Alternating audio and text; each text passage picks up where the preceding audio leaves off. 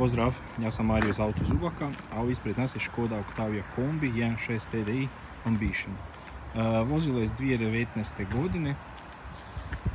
Od opreme bi istaknuo stražnje park senzore,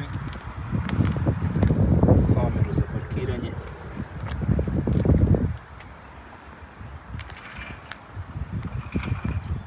aluminijske naplatke, stražnja tonirana stakla, krovni nosač,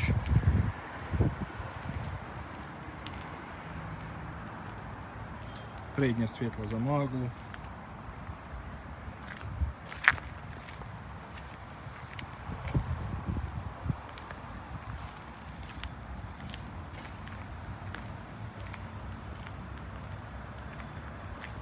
unutrašnjost vozila, kožom presvučen multifunkcionalni volan, tempomat, središnji zaslon, osjetljiv na dodir, rukonaslon,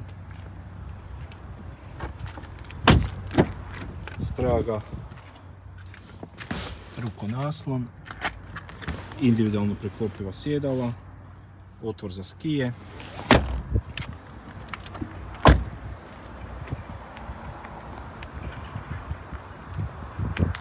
prtljažni prostor,